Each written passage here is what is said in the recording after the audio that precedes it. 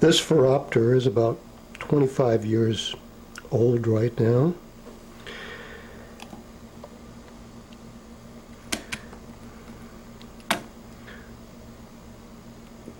And what's happening is the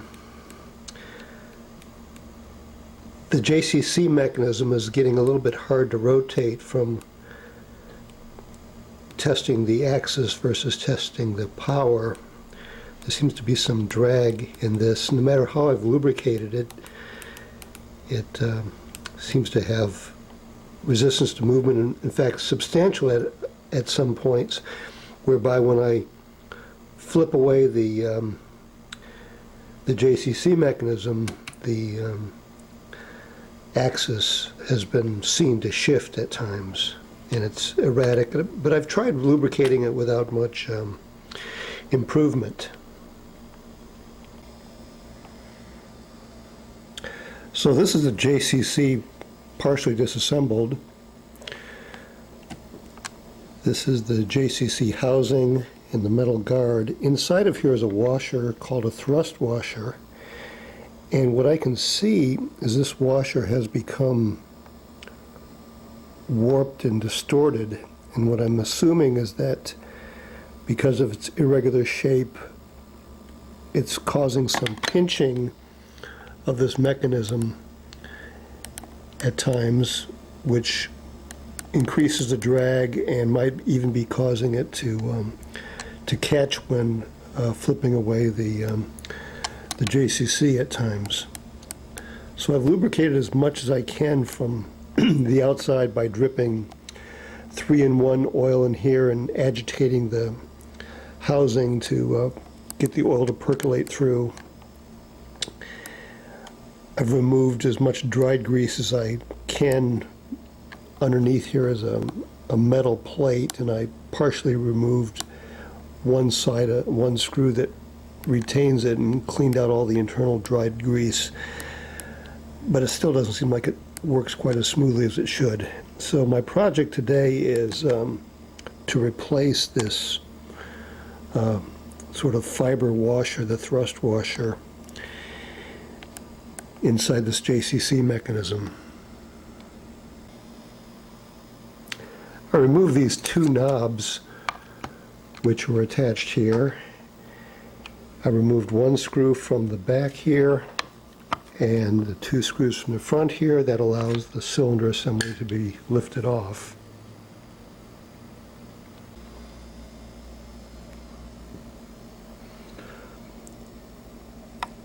On the back of the Jackson cross cylinder are two screws with Torx number 5 heads, and by moving the JCC off center like this, it's possible to get at these screws. So I can move this screw. Then there's also a single ball bearing as part of this plate, which is visible here, and that needs to be removed and not lost. But by removing those two screws, the rest of the parts of the JCC come off pretty readily. When handling the ball bearing from this plate, what I find it useful to do is to coat the tip of a small optician screwdriver with Sil-Glide grease. That way the ball bearing is more likely to stick to the grease and won't roll away during disassembly. It also is helpful when getting it back in place by lifting up that plate with one screwdriver and then inserting the ball bearing underneath and then setting the plate back down on top of the ball bearing. It can be put back in place. Once both of the screws and the ball bearing are removed, the metal spring plate can then be removed. Underneath the metal spring plate is a gear which also has some small notches on it which are needed for the ball bearing to fall in place in the notch, which then represents the click stop positions when the JCC is moved from checking axis to checking power. There's basically two of those notches on that gear on each side of it. So turning it 180 degrees, there's two notches on the other side. By rotating the axis knob, the notches on that gear ring come into view. And then 180 degrees away, another two notches come into view. The notch I'm referring to is right here at the edge of the gear ring. So this is the housing, JCC housing removed. This is the thrust washer. And then this is the gear ring, which fits into it, and this is the place where it came from. And the gear that you can see inside of there is what meshes with the edge of this gear.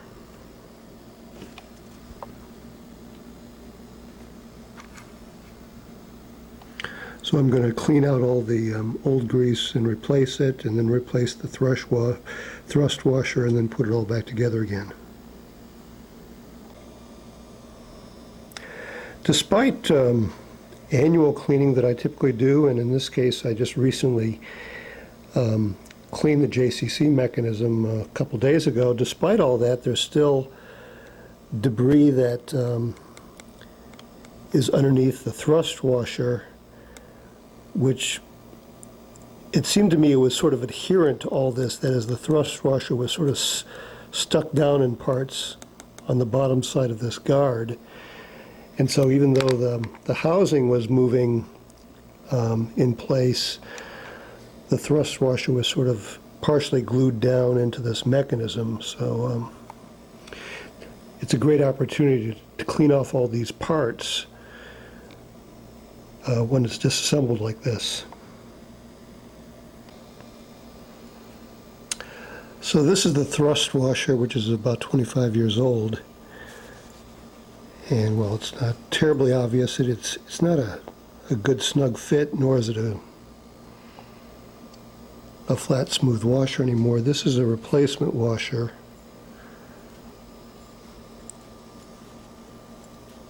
Which is flat, smooth, and not stretched out of shape. And this is only $5 replacement part. I had one of these thrust washers replaced recently on a Phoroptor that was, the axis was slipping like 90 degrees.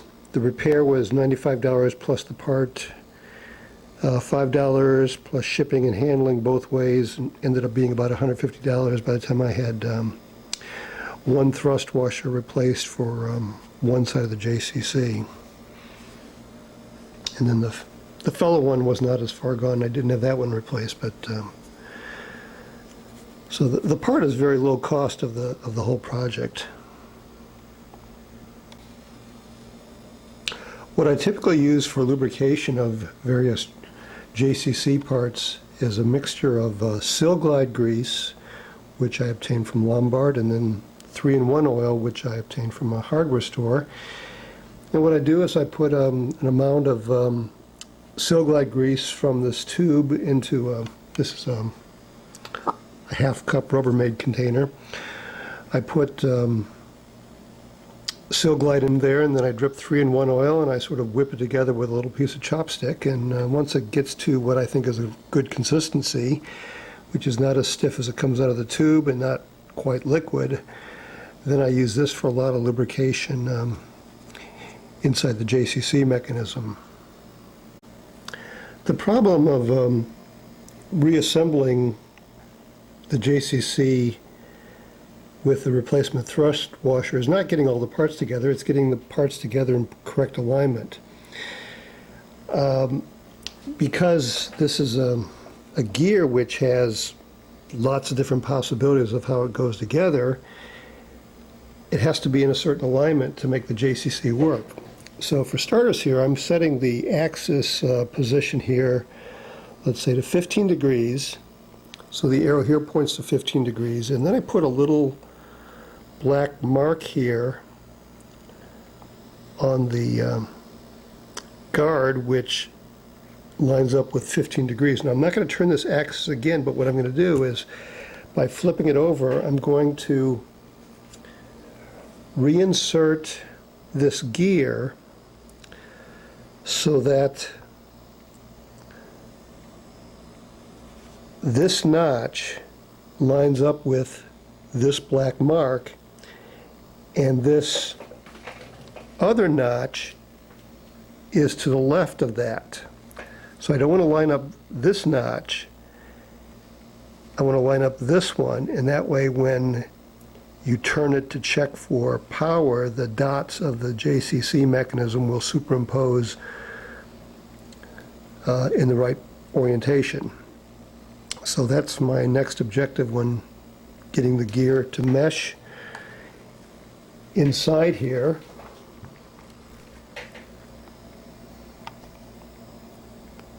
With the gears in the back there, so that the notch of this ring lines up with the black mark I made there, and not turning the gear of this axis mechanism in the meantime. Then I have to slide the cross-cylinder housing back in place and reattach the back spring plate, all without turning the axis. Now the spring plate is pretty much a flat plate, but not completely. There is a little bit of a bend to it, and all you do is you put, so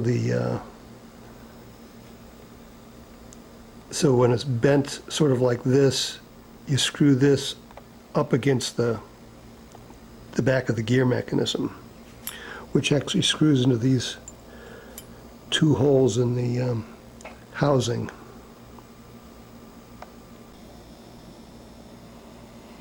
At this point, I have one of the two Torx 5 screws in place, as well as the ball bearing.